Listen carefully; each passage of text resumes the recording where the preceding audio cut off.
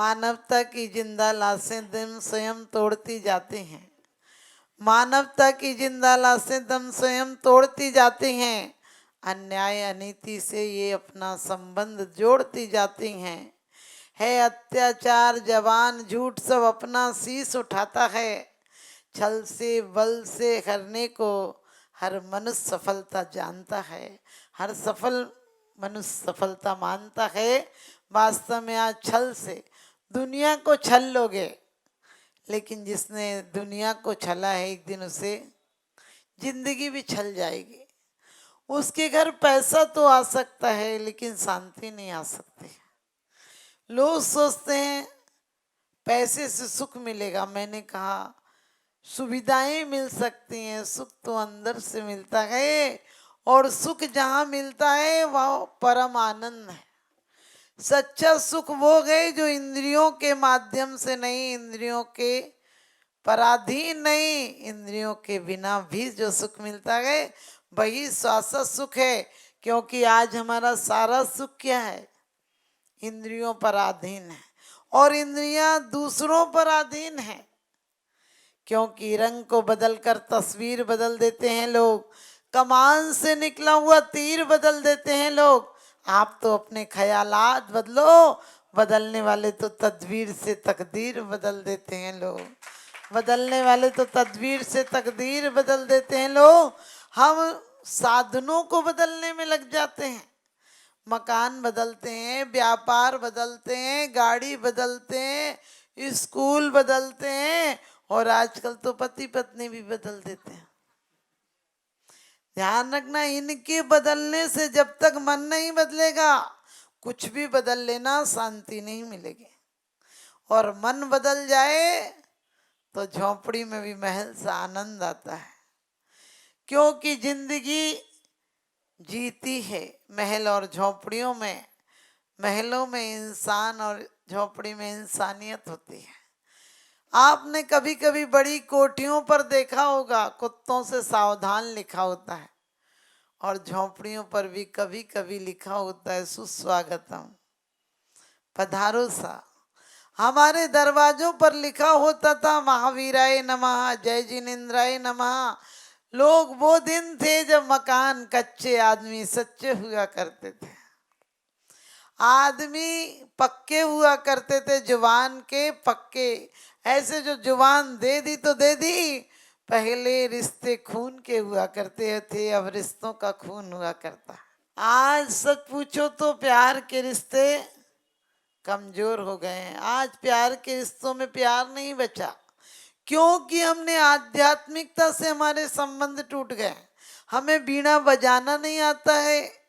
एक व्यक्ति के घर में, आपके घर भी बहुत सारा सामान रखा होगा जो दिवाली पर निकलता है, फिर मन में आता है सालों तो काम नहीं आता, इसका क्या करेंगे। लेकिन एक मन की आवाज बोलती है, एक अंदर की वासना बोलती है कि रखा रहने दो, शायद काम आ जाएगा कभी।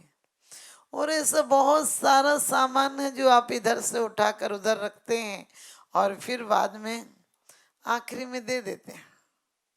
आप बहुत कितना भी जेवर बनाना, कितनी जायदादें बनाना, आने वाली पीढ़ी यही करेगी, कहेगी पापा बहुत बड़ी गलती कर गए। सस्ता जमाना था और लेके डाल जाते हैं, लेकिन वो कितनी बड़ी गलती कर गया।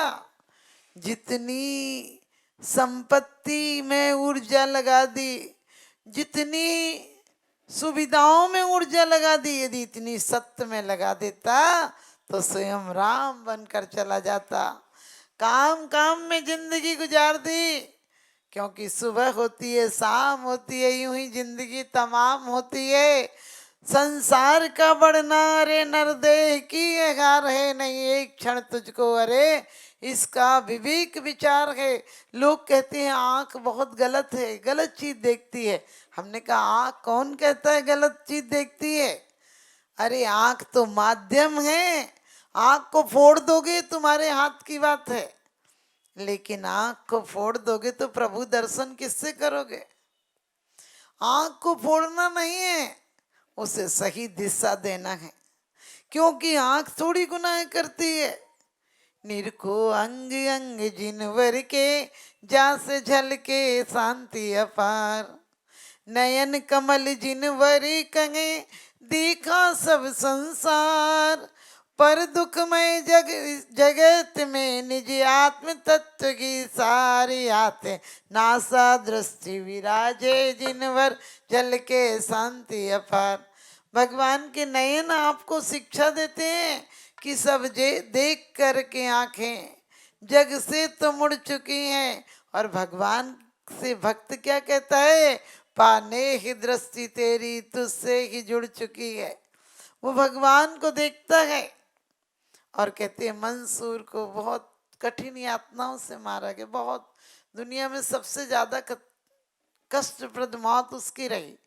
लेकिन जब उसे कोड़े मारे गए, उसकी चमड़ी अलग हो गई, कौए आकर खाने लगे, तो उसने कहा था, कागज सब तन खाइए, नोच नोच खा मांस, दो नैनन मत खाइए, प्रभु मिलन की आस। वो कहता है अभी भी मेरी आंखें उसका इंतजार कर रही हैं, वो दिख रहा है मुझे। ध्यान रखना, ये नजरें बेकार नहीं है। हमारे मन को देखो कि वो दिशा किधर ले जा रहा है। हमारे मन को हमेशा सुपथ पे ले जाना। हम क्यों कहते हैं रहे सदा सत्संग उन्हीं का, ध्यान उन्हीं का नीति रखे, उन्हीं जैसी चरिया में चित्त सदा अनुरक्ति रहे। रक्त नहीं कहा, लीन नहीं कहा, अनुरक्त कहा, विशेष रूप से लीन रहे।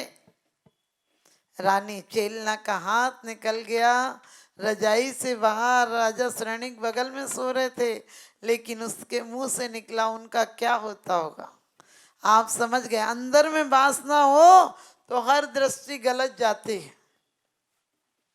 कामी को दुनिया में काम ही नजर आता है, और भक्त को भगवान नजर आता है, और आत्मा को परमात्मा नजर आती है। ये तो हमारे देखने का नजरिया है।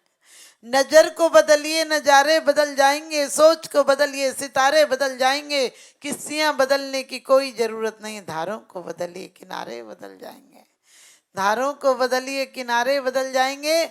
हमारा सोच जैसा है वैसे ही हमें सब कुछ दिखता है। हम कोई गलत भी है तो कोशिश करें कि उसकी परिस्थिति होगी क्या, उसका समय रहा होगा, कैसा कर्म का उदय रहा होगा। हो सकता है तीव्र पाप का उदय हो तो उसकी ऐसी शिथिलता आ गई। हमारे आचार्य तो कहते कोई काम से, क्रोध से, वासनाओं से, लोभ से च्युत हो जाए तो उसे पुनः उसी में स्थापित करने की कोशिश करना। तो ध्यान रखना, हम इंद्रियों को तोड़ मरोड़ सकते हैं, लेकिन इंद्रियां तोड़ने से आप जिभ्या काट लो तो क्या स्वाद चला जाएगा।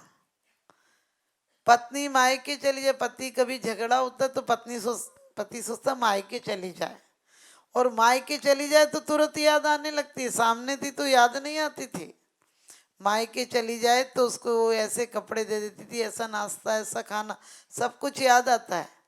तो ध्यान रखना, इसी प्रकार से इंद्रियों को तुम काट दो, बंद कर दो, देखना बंद कर दो, जुबान को काट दो, पैर काट दो, इससे तुम्हारी गति बंद नहीं हो जाएगी।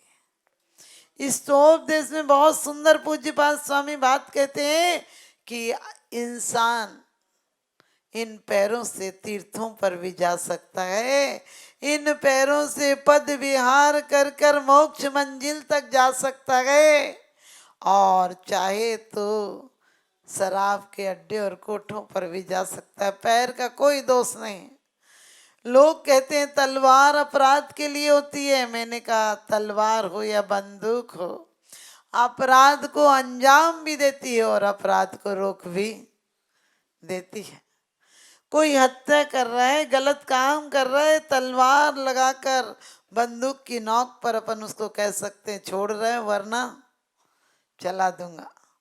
और कभी कभी किसी मजबूर को अपन बंदूक दिखाकर क्या कर सकते हैं, उसको गलत काम भी कर सकते हैं। इसलिए ये मत सोचना कि हमारी इंद्रियों का दोष है। इंद्रियों को जो संचालित कर रहा है उस मन को देखो कि हमारी जो ऊर्जा मिली है, जो उम्र मिली है, इनसे श्वासों की ईंटों से स्वर्ग के महल तैयार करना है, नरक की भट्टियां तैयार नहीं करना है। जितनी ऊर्जा दुश्मन को मिटाने में लगाते हो उतनी ऊर्जा दुश्मनी को मिटाने में लगा दो। क्योंकि दुश्मन क्या मिलेगा अगर किसी को मार दोगे जान से? मारना ही है, किसी को मार दो एहसान से। जान का मारा हुआ जी उठेगा कयामत के बाद, एहसान का मारा हुआ ना जी उठ सकेगा जन्नत के बाद।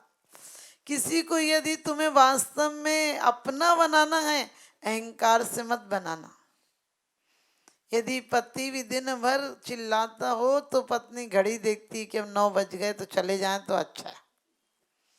और पति बहुत अच्छा हो, मधुर बोलता हो, तो उसकी धड़कन बढ़ जाती कि अब 9 बज गए अब चले जाएंगे।